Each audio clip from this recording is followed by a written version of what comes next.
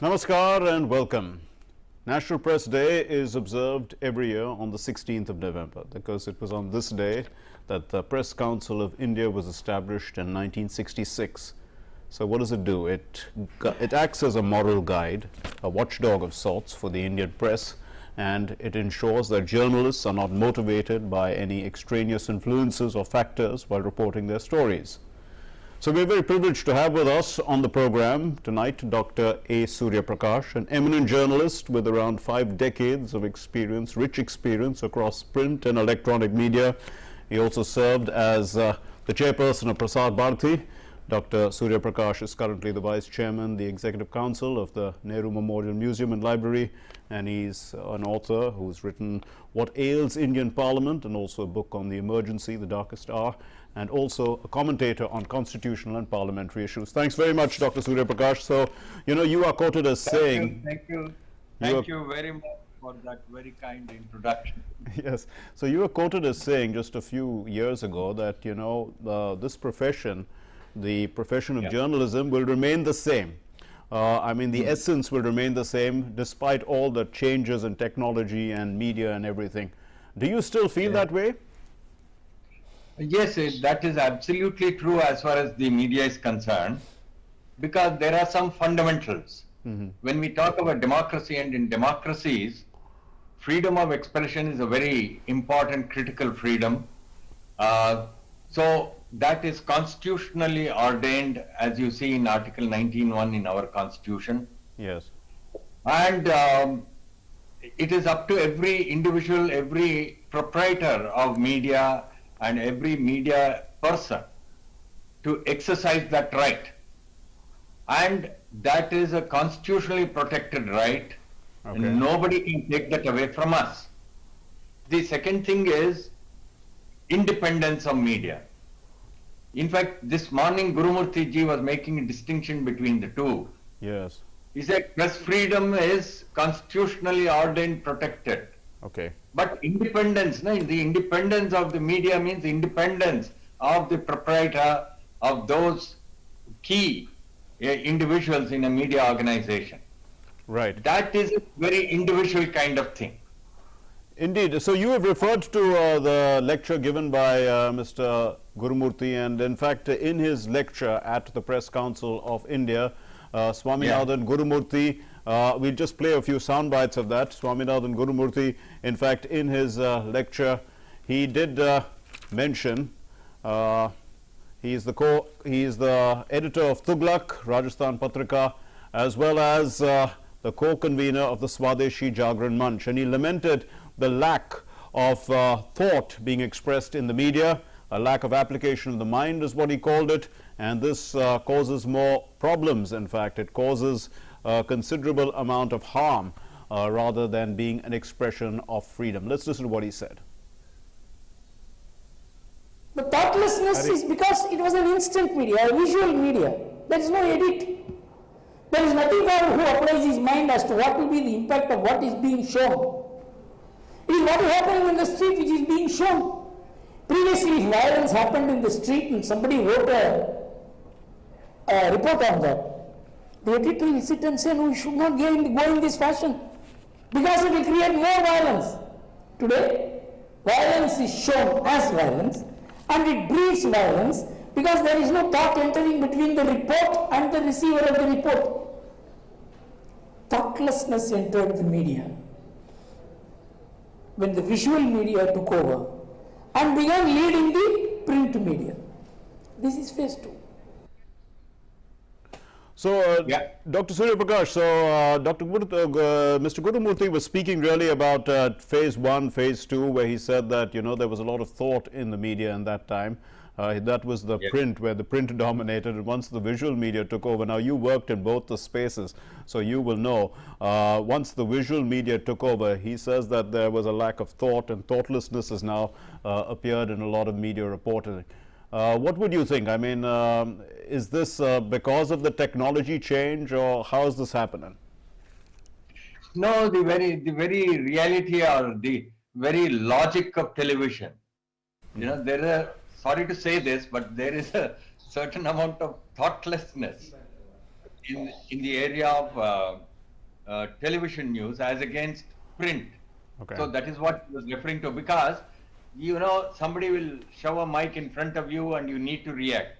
If you Yes. don't react, then they'll say he doesn't know that such a thing has happened, or he doesn't have a view on that. Whereas in print, there is application of mind. Right. In television, many a time, even those guests who come on your show, when you shoot a question at them, Yes. there isn't enough time for application of mind. That is the distinction between print media and television. So now, if you come to social media, right now, social media, there's absolute chaos. In fact, the degeneration that one sees, and it's not just media persons who are on social media. Every citizen has become a journalist now. He's Yes. putting out pictures, he's putting out news, a lot of time he's putting out false news.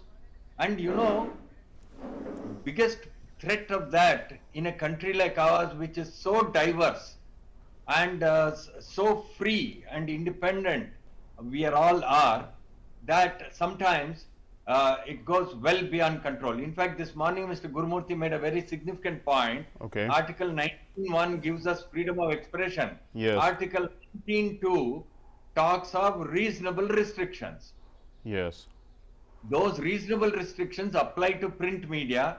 I think by and large it applies to television also.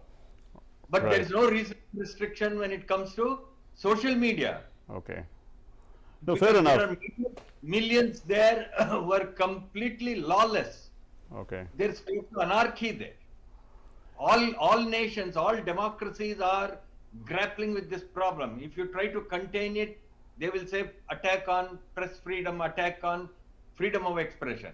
If you let it be, Okay. especially in countries like India, which are so diverse, Right. you can just light a match and you know what can happen. Even the other day, there was Sure. some issue about some Tripura something, isn't it? Right, right. So I mean, I'd like to, dwell a little bit on this subject, because he did also mention about, under Article 19.1 and how the Supreme Court in one of its judgments defined that press freedom belongs to the owner of the newspaper. So basically, there is a structure in place, which, so there is a management structure in place, and they decide the editorial line in a sense, and the editorial line then is what the newspaper, or let's say the media outlet, says. That continues to be the case. But the question that some people say now with regard to social media is that there is no editorial line indeed, isn't it? So I mean, is that freedom? Because the editorial line may be, in a sense, a restraint on freedom. Let me respond to that. Okay. Freedom should not degenerate into anarchy. Freedom of expression doesn't mean that you can abuse me, you can defame me. That is why Article 19.2, the reasonable restriction, comes in. The same is true of other freedoms we enjoy. Freedom of trade, profession. Does that mean I can be in the business of black marketing? Okay. And so on, so forth. So you see, all freedoms, they are subject to reasonable restriction. But when you come to social media, this freedom is degenerating into anarchy. Okay. Now, you refer to proprietors. Let me tell you, in the Ramnath Goenka era, profit was not the only motive. Yes. Many times he would stake his entire empire to defend his freedom to say what he wants to say in his newspaper. In fact, I remember the Eenadu's Mr. Ramoji Rao, 1983, the way he got Eenadu Group, his newspaper, to fight for restoration of democratic rights in Andhra Pradesh, when through a coup they removed N.T. Ramarao's government, who had a massive majority in the assembly, and then finally it was restored. So there are a lot of people who have fought for that freedom, and they have staked their all while doing that. Ramnath Goenka is a fantastic example of that. Now come to today's India. Yes. When you freedom, press freedom, when you say independence and so on, if profit is the only motive, which I think is substantially true of most media houses today, Okay. then what independence are you talking about? Fair And enough. if you're not willing to stand up, how will you be independent? Absolutely, absolutely. We'll dwell a little bit more on that, but let's turn once again to the lecture given by Mr. Gurumurthy. And in his around 40-minute lecture, he talked about freedom of the press post-independence. Now, prior to independence, the press served the colonial masters, is what he said. But for a brief period under the emergency, the press has been, but for that brief period, which was the press under the emergency, the press has been largely free in India, in post-independence India. Now, he attributed the cause of that dark period, Dr.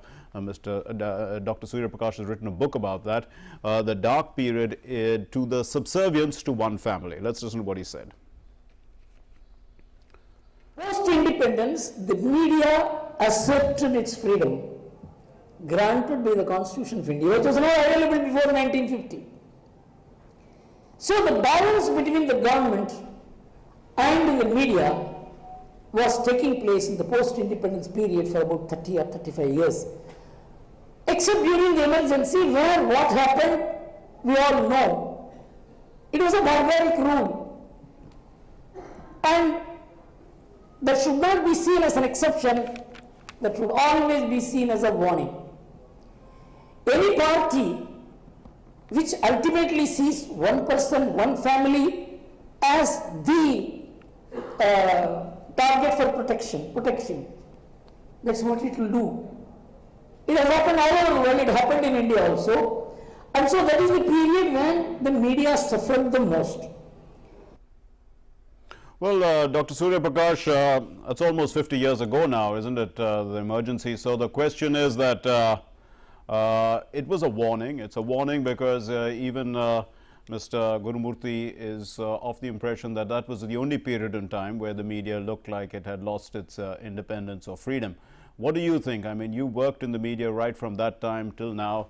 How do you think the media has fought against this kind of authoritarianism? You know, when we talk of media independence and standing up, the entire media, all print institutions, all television institutions, all social media institutions will not be together in that fight. But we have to ensure plurality. The essence of democracy is plurality. So we have to ensure plurality in media. I have a certain point of view, you have another point of view. All this must find expression. This is one. The other thing is, when you talk of independence of media, that media house, that media proprietor must have the desire to be independent and must have the desire to assert his independence. If proprietor X or Y lacks the stamina or the guts to stand up, then he will falter. But that does not mean the entire media would be like that. So whether it is now or in the past, there are always institutions which stand up, and that is the way it should be. The other thing I will say is that the very important thing that some people today were saying, what about government interference in media and so on? Okay. To that, my answer is, in these 50 years, I have always found governments trying to see if they can have the media on their side, in whichever possible, okay? But the test actually in a democracy is whether the institutions are robust. Fair enough. Is our Supreme Court, our High Courts and Judiciary robust to protect our freedoms or not? To that, my answer is yes, they are. Just the other day, you have seen what the courts have said in regard to some case in Tripura. Earlier, you know, Allahabad High Court judgment in regard to something that happened in Uttar Pradesh and West Bengal. You see, West Bengal. So just to give a counter view, Dr. Surya Prakash, and based on what we were earlier discussing also, that the role now seems to be profit. So profit and mission is what Mr. Gurumurthy also referred to. Now that is, would you say that that is the real threat and for the media freedom today? Because the journalists, is what he said, they are not, they are the first people to own big cars. You know, they are not those who are with a mission anymore. They are looking for the job that pays the most. And when you get money, obviously you're influenced by what the person who pays you.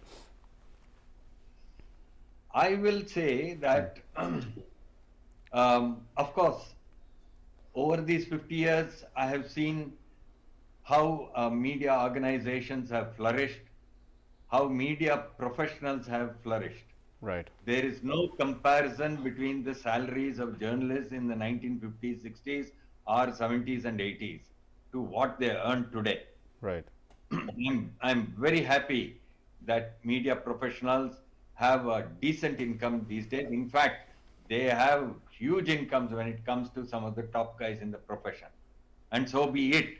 But if that is going to result in some kind of self-censorship or restraining themselves, then that is certainly going to affect media freedom. Because ultimately, that independence, it is up to the individual to assert his independence. Okay. If he lacks it, there is no institution or person outside of him who can go and inject that into him. All right. Whether it's newspaper proprietors or editors or senior people in professions. The other thing what Mr. Gurumurthy said, it's a very important thing. Even today, print media, there is a hierarchy. A reporter is out on this beat. He comes back with a story. There's a chief reporter. There's a news editor. It passes to 2-3 hands. Then probably another senior editor sees it. Then finally you have the story appearing in the newspaper. Now in television, I think it gets restricted a bit, but still having seen DD News from the inside, I will say, you people have a very robust, disciplined mechanism, professional mechanism within your studio and institution. Right. But all this disappears when you go to social media. Right. In fact, let's listen to what Mr. Gurumurthy said on social media.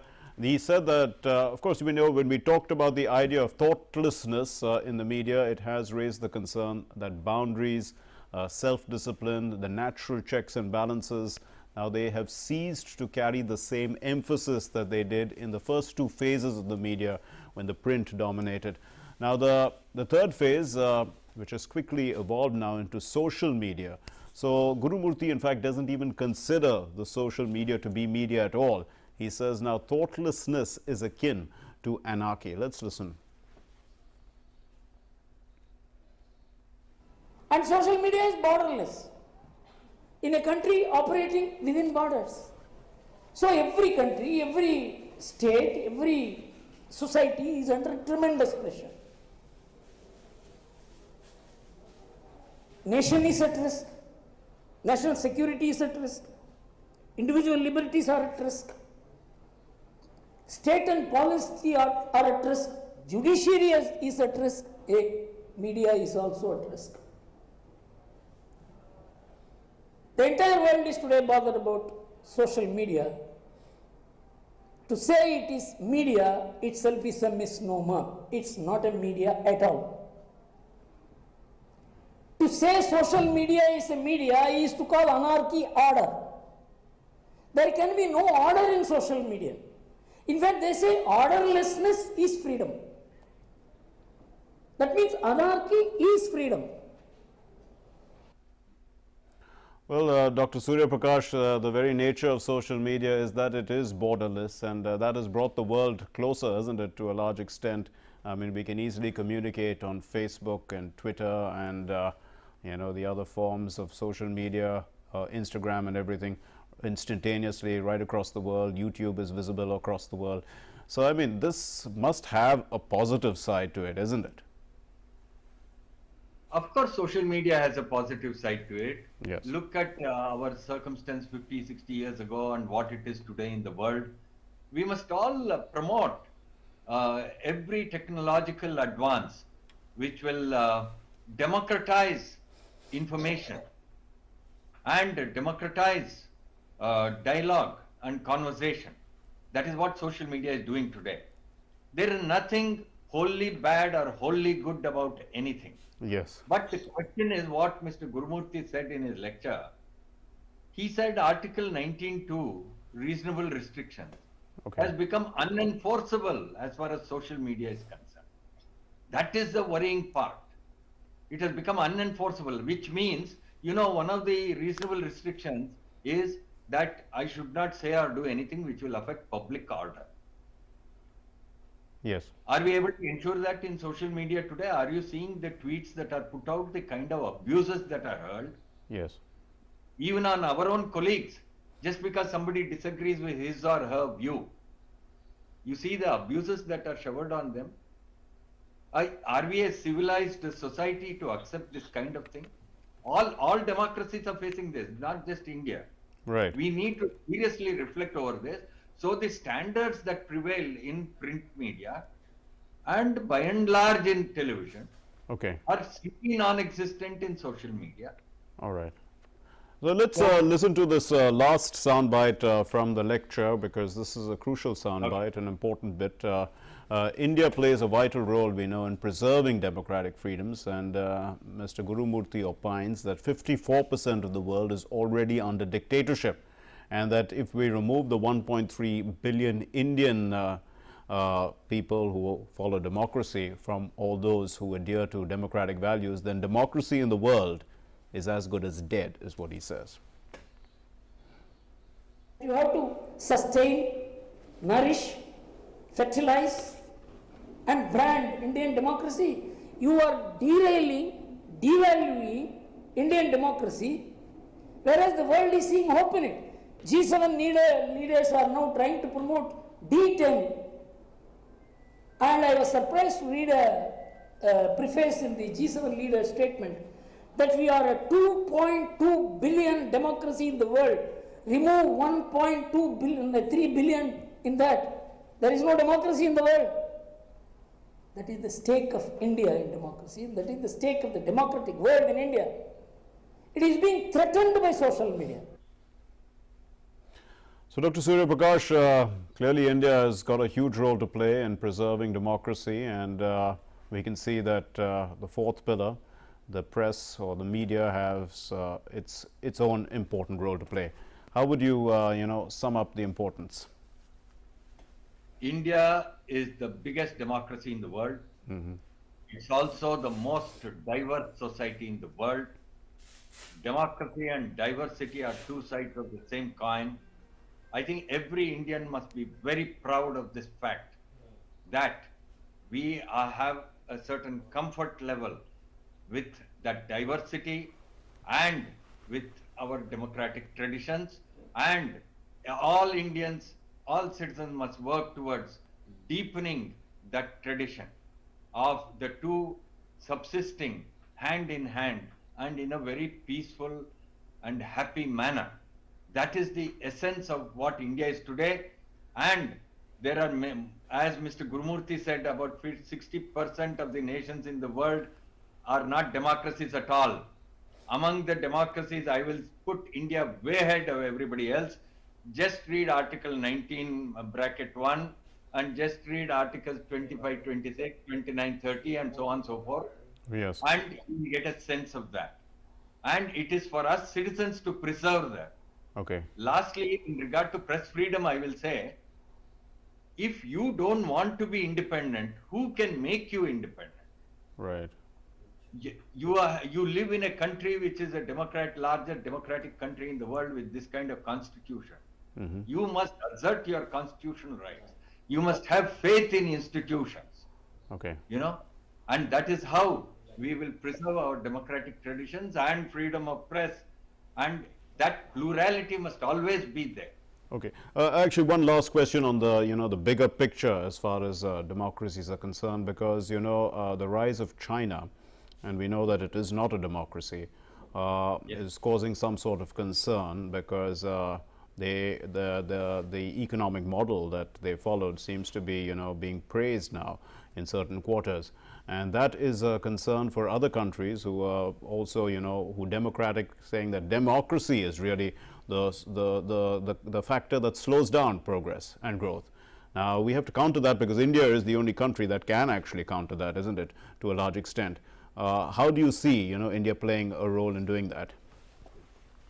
India has a very important role to play here because, as I said, we are the most diverse society in the world. Yes. And the future, our future lies in preserving the best democratic traditions that we have built up. It is true that over the last 75 years, there have been murmurs often that democracy impedes development. Yes. Look at China or look at Singapore and so on and so forth. Okay? But we should remain steadfast Yes. to our commitment to democracy and deepened democratic traditions as we have lived that, and we must pass this on to future generations and also find ways to speed up development. You know, that this should not be an explanation or reason for any kind of curtailment of democracy. We have grown so much in this country. In some other program I will tell you where Yes. we were and where we are in 75 years. Yes, we are talking today on National Press Day, and let me say it's been an honor talking to you, Dr. Surya Prakash, and wishing you on National Press Day from all of us here at Doordarshan. Thank you very much for joining us. And, Thank you very much. and let me conclude now by quoting Mahatma Gandhi, because Mahatma Gandhi also spoke about press freedom. We remember that he started with newspapers and everything. He said press freedom is precious. It's a precious privilege that no country can forego. And Benjamin Disraeli, who was the 19th century British politician and Prime Minister of Britain at that time, of course, as a country that had colonial power, but still, he spoke about the press is not only free, it is powerful, is what he said, and that power is ours. It's the proudest power that a man can enjoy, meaning a citizen can enjoy. That's very much, that's all that we have in this program. Thanks very much for watching. Namaskar.